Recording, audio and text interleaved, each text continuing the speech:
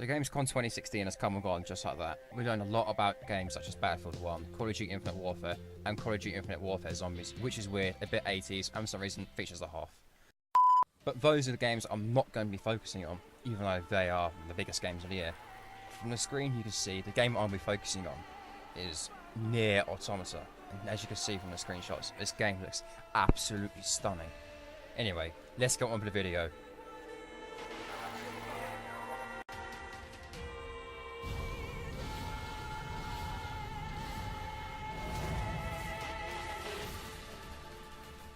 So the game is published by Square Enix and it's produced by Platinum Games. Platinum Games are mainly known for games such as Metal Gear Rising: Revengeance, Bayonetta 1 and 2, and the wonderful 101.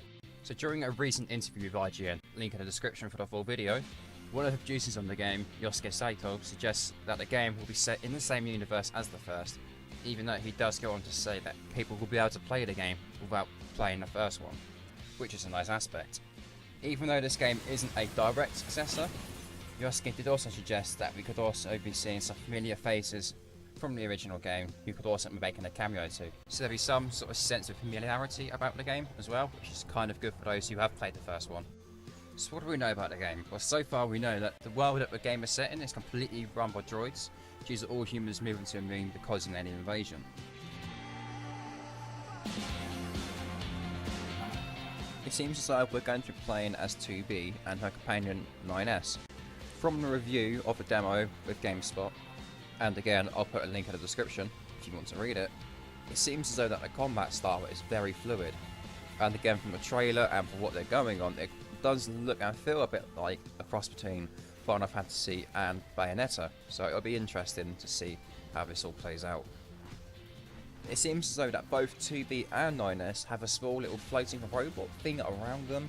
It looks as though that it can shoot enemies and shoot balls of energy, stuff like that. It seems as though as well that it can be left to their own devices, or they can like guard you, so it'll be interesting to see if they stick with this or whether they change it all. So yeah, it makes me look forward to it a little bit more. According to GameSpot, link in the description for the full article, Yoko Taro hints at the fact that NieR Automata will be an open world ARPG, that we will also be able to find small side quests and stories, which is what you mainly expect RPGs to have, so it's a good thing they're keeping it in and keeping it true to the RPG nature. Yoko Taro did also hint at the fact that we could find small pockets of humans and a reminiscence of the human race. These little pockets of humans that we could find lying around, these are called the Resistance, who are there to fight against the droids, with the hope that one day, maybe one day, they'll be able to reclaim the planet that was once theirs. NieR director and creator Yoko Taro confirmed that NieR's world is open, though how it opens depends on the story progression. So Yoko Taro went on to say that for most part it is built as an open world that you can go into all areas, but it is based on the storylines. So the world will expand along with the story. Taro continued, as he went on to say, so it is very similar to the previous title, where it is an open world-like map that expands as you go along with the story. So the original NieR gave the players a task. This wasn't any ordinary task. This task was to complete the game 3 or 4 times in order for the player to reveal and uncover the entirety of the story. With each playthrough came new bits of information on the characters, so as the game went on and on, with a game called narrative, which is great for most games nowadays, since most games just want us to complete the game and that's it, forget about it. So when asked if NieR Automata would have the same layout, Taro said the team is planning something similar, but not quite along the same lines of needing multiple playthroughs. So in Taro's words, he said, it's not exactly the same, but there are some similar mechanics to the storyline. It will be a bit different than the previous title, but there will be some kind of gimmick, but it's not like an RPG where it's just one route you can take. So based on that, it seems as though that you can take several routes and there's different ways to completing each mission in the story. For what we've seen from both the trailer and the boss battle that was released, it does kind of have a hint of Final Fantasy in terms of the graphics and the combat style that it has, as it looks as though it's sharing the same combat system, and they both seem to have very large boss battles, which you can see from the footage on screen now, something that obviously Final Fantasy is very well known for. Now don't get me wrong, I'm not saying that this is Final Fantasy or a direct copy of it, I'm just saying there is some sort of similarities to it, which is kind of nice, but it's kind of expected, obviously because Square Enix make Final Fantasy. Talking about the combat, Yosuke did hint at the fact that it would be sharing some sort of similarities to Drakengard 3. Now from the boss battle we can see it quite frankly looks like a hard boss fight, but Yosuke Saito did announce that they have come up with a revolutionary idea, quote unquote. So you're sitting there thinking, well, what is this revolutionary idea that they come up with? Well, let me get to it. So this idea that they've introduced is a difficulty setting, but within an RPG. So you're thinking, a difficulty setting with RPG? You haven't really seen that before, hence why they believe it to be a revolutionary idea. Now, moving on to something that I feel as though gets overlooked time and time and time again in games, and that's the music. Whether you guys believe it or not, music has a very big part to play in games.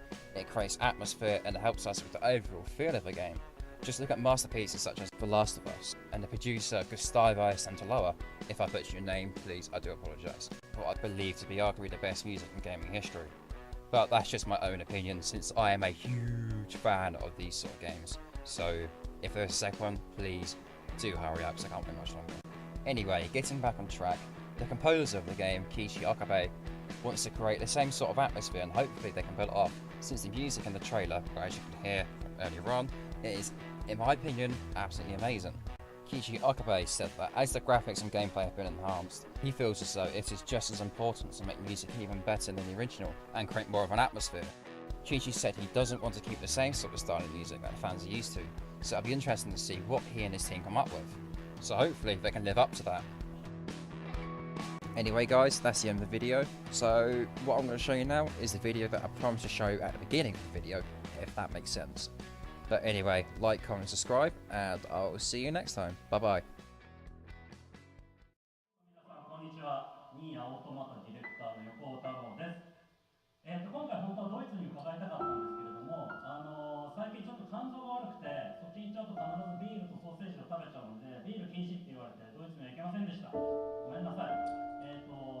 その代わりですね、こちらの現地で頑張ってニーヤオートマタを制作しています。正直な話、そんな頑張ってはいないんですけれど、それなりに期待せずに